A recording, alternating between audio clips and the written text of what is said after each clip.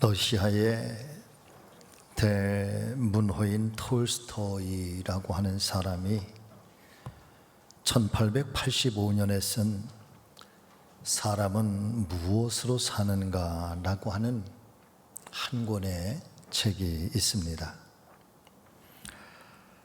이 책은 기독교적인 사랑이 무엇이며 또 기독교인들이 살아가야 하는 삶의 방식이 어떤 것이어야 하는가라고 하는 것을 대변하고 있는 톨스토이의 기독교적 신앙관이 가장 잘 나타나 있는 작품이라고 합니다.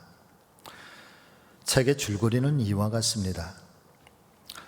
어느 날 하나님께서 천사 미하일에게 너는 세상에 내려가서 한 사람의 영혼을 이제 하늘로 데려오라 라고 말씀을 하시게 됩니다. 하나님의 명령을 받은 천사 미하일은 세상에 내려와서 그 사람의 영혼을 데려가고자 하였지만은 도저히 데려갈 수가 없었습니다. 왜냐하면 그 사람은 금방 막 쌍둥이 아이를 출산한 엄마였었기 때문입니다. 내가 지금 세상을 떠나면은 이 아이들도 세상을 살아갈 수가 없을 것입니다. 그러면서 너무나도 간절하게 애원하는 그 어머니의 간절한 기도에 천사 미하일은 안타까워서 하나님 명령을 거역할 수밖에 없었고 빈손으로 하나님께로 돌아가게 됩니다. 안타까움 때문에 그냥 빈손으로 돌아갈 수밖에 없었지만은 그러나 하나님 명령에 대한 불순종으로 인해서 천사 미하일은 세상으로 내쫓김을 당하게 되는데 그때 하나님께서 쫓겨나는 천사 미하일에게 세 가지 질문을 주시면서 내가 세상의 나라가 내려가 이 세 가지 질문에 대한 답을 찾으면 다시 하늘나라로 돌아올 수 있을 것이라고 약속을 하게 됩니다. 하나님께서 천사 미하일에게 주신 세 가지의 질문은 바로 이런 질문들이었죠.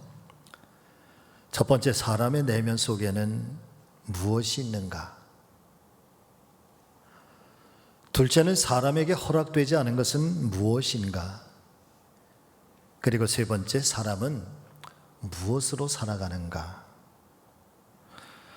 세상으로 쫓겨난 이 미하일은 어느 추운 겨울날 예배당 앞에 구두수선공이었던 세몬이라고 하는 사람을 만나서 그의 집에서 함께 3년 동안을 살아가면서 이 세 가지 질문에 대한 답을 찾게 됩니다. 첫 번째 질문, 사람의 내면에는 무엇이 있는가? 라고 하는 이 질문에 대한 해답은 하나님의 마음입니다. 사람들의 마음속에는 하나님의 형상을 닮아 있는 하나님의 마음이 있다는 것이죠. 그리고 두 번째 질문, 사람에게 허락되지 않은 것은 무엇인가? 라고 하는 이 질문 속에서는 사람은 자신의 미래를 알 수 있는 지혜가 없다라고 답을 찾게 됩니다. 특별히 자신의 죽음의 순간이 도대체 언제인지 그 미래를 예측할 수 있는 지혜가 없구나.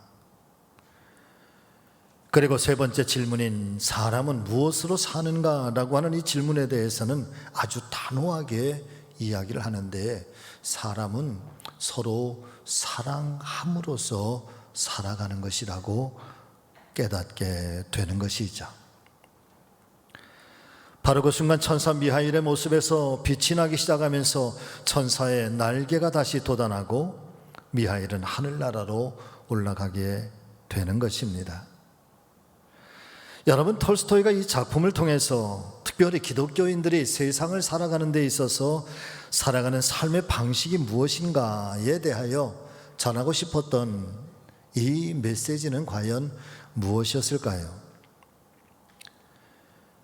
그는 사람의 마음속 깊은 곳에는 하나님의 마음이 남겨져 있어서 하나님의 세상을 긍휼히 여기고 하나님이 사람을 사랑하시는 것처럼 내가 누군가에게 어떤 삶이 지쳐 있고 어떤 삶이 깨어져 있고 넘어져 있을 때 내 마음속에 있는 이 하나님의 마음이 작동을 해서 그 사람을 일으켜주고 그 사람을 사랑해주고 그 사람을 긍휼히 여기면서 또 한편으로는 또 내가 어떤 한순간 어떤 일들로 말미암아서 내가 쓰러지고 내가 약해서 내가 넘어졌을 때 그 누군가의 마음속에 하나님의 마음이 있어서 그 하나님의 마음이 사랑의 마음으로 승화가 되고 넘어진 내 손을 붙잡아주고 나를 일으켜주면서, 그래서 함께 사람은 서로가 사랑하며 아껴주며 위해주며 살아갈 때 세상은 아름다워질 수 있는 것이라고, 특별히 기독교인의 삶은 그러한 것이라고 톨스토이는 이 소설을 통해서 우리에게 이야기를 해 주시고 있는 것입니다. 사람은 무엇으로 사는가? 하나님의 응답은 아주 분명합니다. 사랑하면서 살아가는 것입니다. 이 소설은 아주 소박한 사람들이 하나님의 사랑을 어떻게 몸소 실천하고 사는지를 잘 보여주는 참으로 따뜻한 이야기인데, 특별히 기독교회와 성도들이 추구하는 복된 삶이란 하나님께로부터 부여받은 이 사랑의 삶을 우리들의 삶 속에서 우리가 어떻게 구체적으로 실천하면서 살아갈 것인지, 그리고 내가 살아간 내 삶의 현장 속에 실현하면서 살아갈 수 있을 것인지, 그 실천적인 과제를 교회와 성도들에게 던져주시고 있는 것입니다. 그런데 이와 같은 거룩한 삶을 우리는 잘 깨닫지도 못하고, 어쩌면 지금 이 순간에도 많은 사람들이 자신이 왜 살아가고 있는지 또 어떻게 살아가야 하는지를 모르면서 때로는 다른 사람들의 그 소중한 인생을 망가뜨리기도 하고, 때로는 다른 사람들의 소중한 인생을 괴롭게 하면서 허무한 인생을 살아가는 사람들이 너무나도 많이 있다는 것입니다. 일찍이 솔로몬 왕은 해 아래서 행하는 사람의 수고가 참 헛되다라고 하는 것을 깨닫게 되는데, 전도서 1장과 2절에서 그는 이렇게 한탄한 적이 있었습니다. 먼저 전도서 1장 2절에 11절까지의 말씀인데, 여러분 쉬운 성경으로 준비를 해보았습니다. 우리 다 같이 함께 마음판에 새겨보면서 함께 읽어보겠습니다. 설교자가 말합니다. 인생은 정말 허무하고 허무하다. 세상 만사가 너무 허무하다. 사람이 해 아래서 일하는 모든 수고가 무슨 유익이 있는가? 한 세대가 가고 다른 세대가 오지만 땅은 영원히 변하지 않는다. 누가 보라 여기 새 것이 있다라고 말할 수 있겠는가? 그것은 이미 오래전에 있었던 것이며 우리가 나기 전에 이미 존재하던 것일 뿐이다. 이전 사람들이 기억에서 사라지는 것처럼 이제 태어날 사람들 역시 기억에서 사라질 것이다.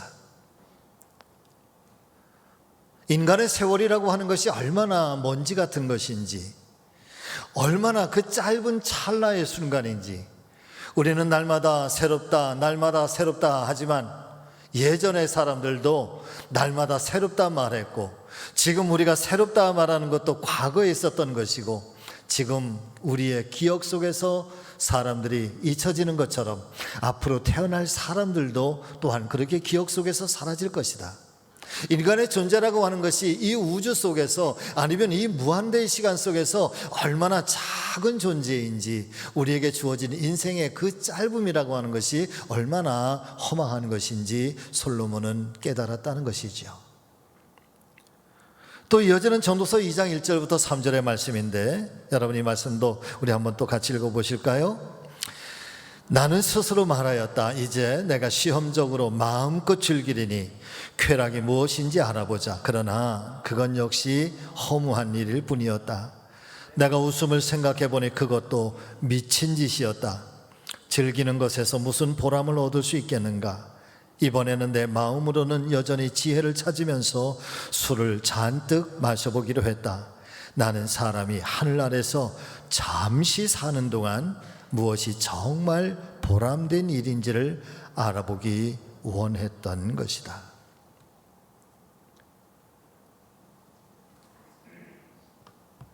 사람이 한평생 정말 복되게 사는 것이 무엇인지, 아마도 솔로몬은 내게 주어진 이 한 생의 삶을 잘 살아보고 싶었던 것 같습니다. 그래서 궁금한 것이 너무 많았다. 첫 번째, 육체의 즐거움이라고 하는 것이 도대체 무엇인가 알고 싶었다. 그래서 그렇게 살아봤다는 겁니다.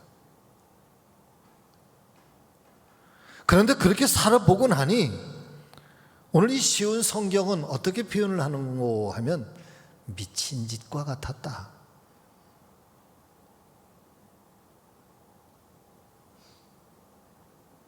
또 달리 내가 정신적인 어떤 내 삶의 내면의 깊은 것들을 어떻게 좀 표현하고 어떻게 좀 즐기면서 살아볼까. 그래서 나는 술을 잔뜩 먹어보기로 했다.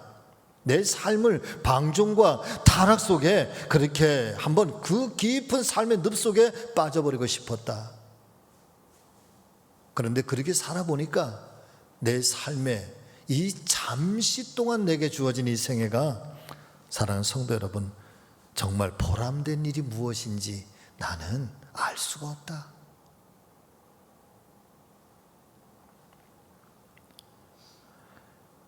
그런 모든 것들을 다 해보았지만 결국에는 그 모든 것들이 결코 사람을 사람답게 그리고 보람있게 살게 해주는 것이 아니라고 하는 사실을 절절하게 깨달으면서, 그리고 이어지는 전도서 3장에 가면 이제 많은 사람들에게 솔로몬이 그렇게 이야기를 하죠.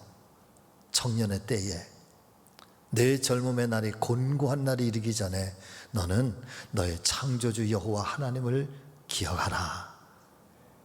할렐루야. 사랑하는 성도 여러분, 사람은 무엇으로 살아야 되는 것일까요? 특별히 질문을 조금 바꿔서, 그렇다면 특별히 하나님의 사람들인 저와 여러분들 성도는 무엇으로 살아야 되는 것일까요? 오늘 하나님의 말씀인 성경을 통해서 우리가 무엇으로 살아가야 하는 것인지 함께 깨닫고 은혜 받고 또 주님 앞에 새로운 믿음으로 거듭날 수 있는 은혜의 시간이 되기를 간절히 소망합니다. 자, 첫 번째, 성도는 하나님의 입에서 나오는 말씀으로 살아가는 것입니다. 자, 신명기 8장 2절과 3절의 말씀인데 우리 다 같이 함께 읽도록 하겠습니다. 내 하나님 여호와께서 이 40년 동안에 너에게 광야 길을 걷게 하신 것을 기억하라. 이는 너를 낮추시며 너를 시험하사 네 마음이 어떠한지 그 명령을 지키는지 지키지 않는지 알려 하심이라. 너를 낮추시며 너를 줄이게 하시며 또 너도 알지 못하며 네 조상들도 알지 못하던 만나를 네게 먹이신 것은 사람이 떡으로만 사는 것이 아니요 여호와의 입에서 나오는 모든 말씀으로 사는 줄을 내가 알게 하려 합니다. 아멘. 할렐루야.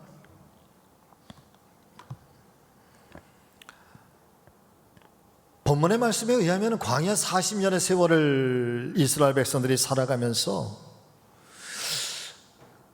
하나님의 말씀을 잘 지키는지 아니면 안 지키는지를 하나님께서는 시험해 보기 원하셨다는 겁니다. 때로는 그래서 낮추게도 하시고 때로는 줄이게도 하시고, 그러나 그런 와중에서도 한 번도 변함없이 매일매일 아침마다 만나로 일용할 양식으로 먹여주시는 것, 그 사람이 떡으로만 사는 존재가 아니라 하나님의 말씀으로 살아가는 이 영적 존재라고 하는 사실을 너로 하여금 깨닫기를 원하셨다, 알게 하기를 원하셨다라고 말씀해 주시고 있는 것이죠.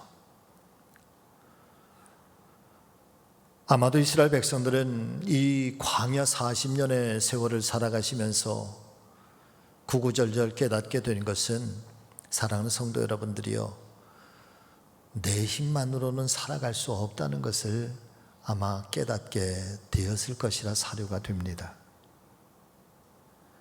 사람의 힘으로 절대적으로 해결할 수 없는 일들이 일어나게 되지요.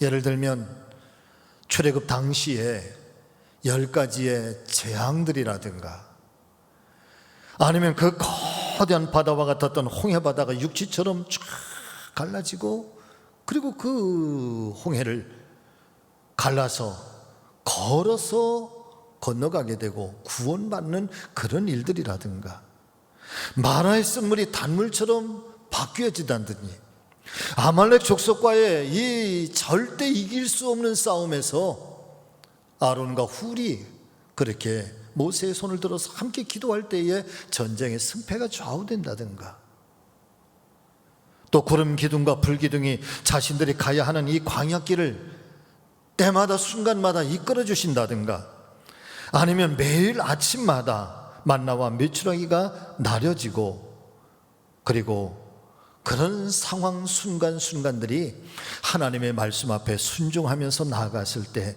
살아계신 하나님께서 이끌어 주시는 은혜와 축복인 것을 그들은 이 광야 40년의 세월 동안 아주 절절하게 깨닫게 되었던 것입니다. 그래서 오늘 들려주시는 이 신명기의 말씀, 사람이 떡으로만 살아가는 존재가 아니라 광야 40년의 세월 동안 내 힘 가지고 살아갈 수가 있고, 또 우리의 힘 가지고 살아갈 수 있는 것이 절대 아니라고 하는 것을, 그런 속에서 하나님께서 우리를 이끌어 주시고 하나님께서 붙잡아 주시고 하나님께서 도와주셨다라고 하는 이 하나님의 도우심, 하나님의 손길을 아주 절절하게 경험하면서, 사람은 떡으로 사는 존재가 아니라 하나님의 입에서 나오는 말씀, 하나님과 더불어서 살아갈 때에 비로소 승리하며 살아갈 수 있다는 사실을 그들은 너무나도 깊이 깨닫게 되는 것입니다. 사랑 믿음의 가족 여러분, 저는 오늘 아침에 사랑하는 우리 성지 모든 믿음의 식구들도 이 한 말씀을 마음판에 정말 굳건하게 새길 수 있기를 간절히 소망합니다. 여러분, 하나님의 사람들은요, 떡을 위해서 사는 존재도 아니고 떡으로만 사는 존재도 아니라 하나님의 말씀이 여러분 내 영혼의 양식이고,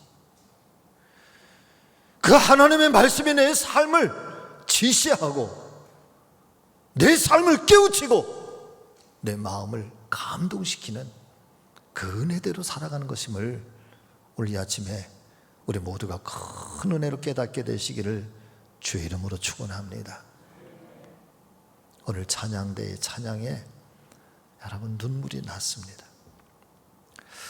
저도 찬양을 많이 부르는 걸 좋아하고, 또 많이 찬양하고, 또 지금까지도 많은 찬양 예배 중에 하나님께 올려드리지만, 오늘은 괜시리 눈물이 핑 돌아요. 그 찬양의 곡조가 우리 속에서 들려주시는 감동이거든요. 할렐루야. 그런데 말이에요, 사람들은 자신의 생각과 뜻을 쫓아서 살아가기를 좋아합니다. 내 마음이라고 이야기를 합니다. 초창기에 솔로몬이 그랬던 것처럼 자기가 좋을 대로 자기의 집을 짓고 먹고 싶은 것 자기의 마음대로 해먹고 취미 생활하고 직장하고 자녀를 낳고 그렇게 살아가는 것이죠. 운명은 타고나는 것이라고, 자기 뜻대로 되지 않으면 반항하고, 때로는 자기 뜻대로 되지 않으면 절망하고, 그리고 잘 되면 나의 능력이라고 스스로가 으스대면서 교만해하는 것이 여러분 사람인 것입니다.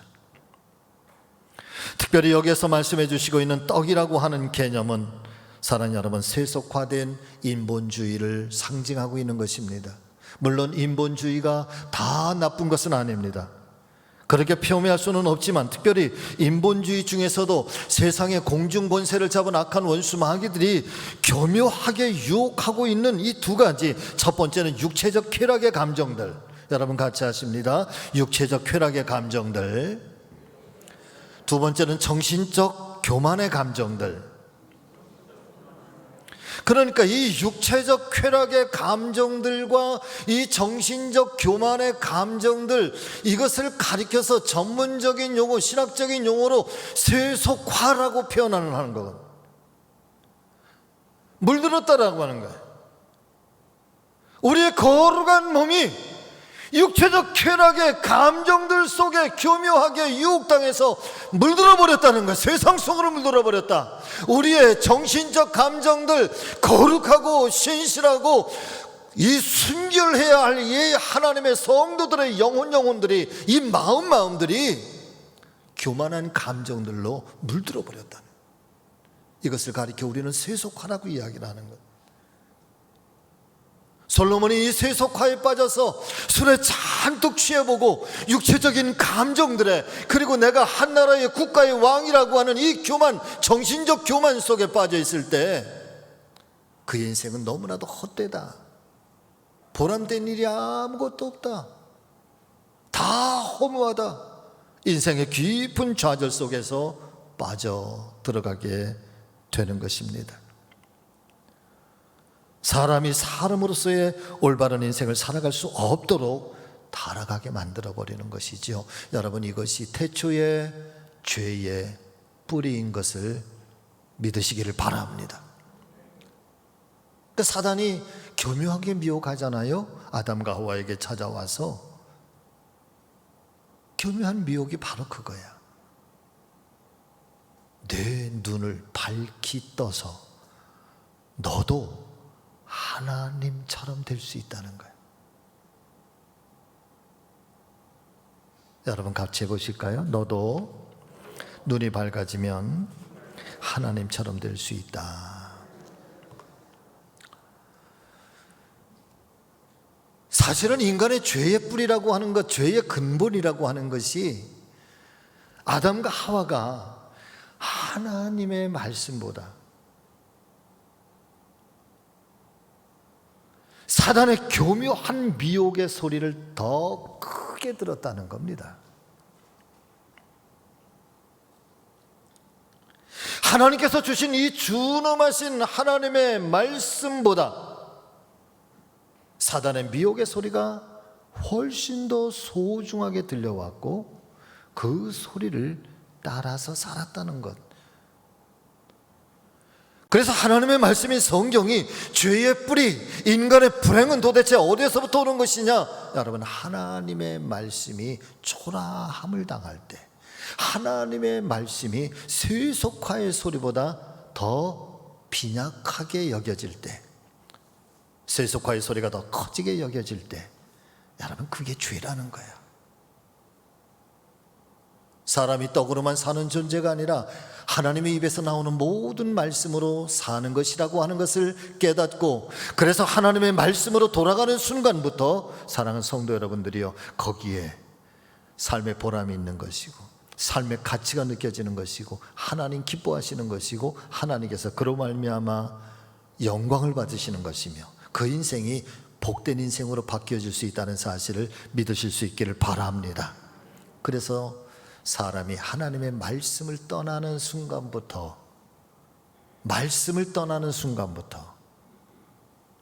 인간의 온갖 고통을 경험하게 되는 것입니다. 성경은 분명하게 말씀하시는 거죠. 사람은 하나님을 떠나서 떡으로만 살 수 있는 존재가 아니라 말씀으로 돌아갈 때 하나님께서 어떻게 은혜와 복을 주시는지, 자, 신명기 28장 1절에서 6절의 말씀 우리 또 다 같이 한번 같이 읽어보도록 하겠습니다. 내가 내 하나님 여호와의 말씀을 삼가 듣고 내가 오늘 네게 명령하는 그의 모든 명령을 지켜 행하면 내 하나님 여호와께서 너를 세계 모든 민족 위에 뛰어나게 하실 것이라.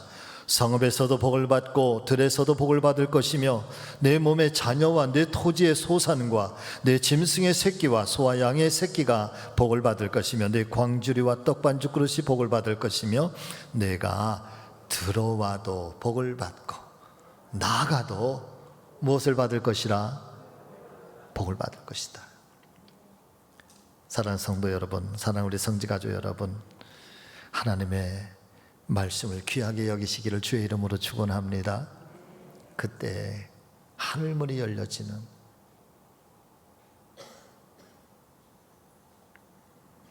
자, 두 번째 성도는 무엇으로 살아가는 것입니까? 두 번째 성도는 하나님의 은혜로 살아가는 것입니다. 같이 하십니다. 성도들은 오직 하나님의 은혜로 살아가야 합니다. 아멘.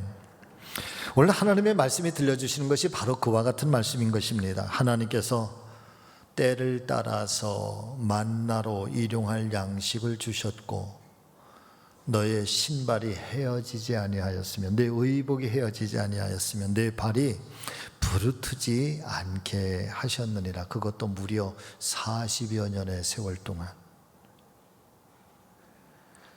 하나님께서 친히 말씀해 주신 것처럼 먹을 것도 하나님의 은혜였으며 입을 것도 하나님의 은혜요, 인도해 주시는 것도 하나님의 은혜요, 광야 40년의 세월 동안 끊임없이 닥쳐왔던 이 환난과 전쟁의 위기들도 오직 하나님의 은혜로 승리하며 나아갈 수가 있었던 것입니다. 믿지 않은 세상 사람들은요, 우연이라고 말하고 하나님의 사람들은 섭리라고 고백하는 것입니다. 할렐루야.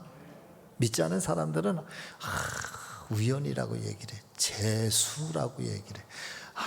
오늘은 재수가 좋았어, 재수가 나빴어. 그러지만 믿는 사람들은 하나님의 섭리요, 하나님의 계획이라고 고백을 하는 거예요. 여러분, 우연은 없어요. 섭리만 있어요. 아멘.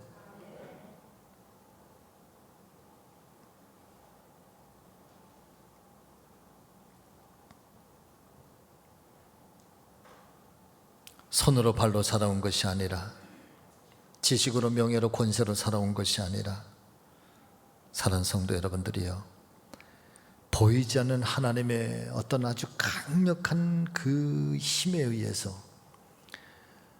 온 우주가 지금도 질서 가운데 있는 것처럼 저와 여러분들의 생애도 거대하신 하나님의 놀라운 그 섭리의 손길이 오늘도 우리를 붙잡고 있기 때문에 그 우리의 삶의 질서가 오늘도 건강하게 살아있다는 사실을 여러분 믿으시고 오늘도 하나님의 은혜를 사모하는 저와 여러분 모두가 되시기를 주의 이름으로 축원합니다.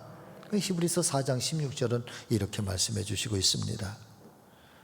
우리가 긍휼하심을 받고 때를 따라서 돕는 은혜를 얻기 위하여 은혜의 보좌 앞에 담대하게 나아갈 것이니라. 때를 따라서 돕는 은혜를 얻기 위하여.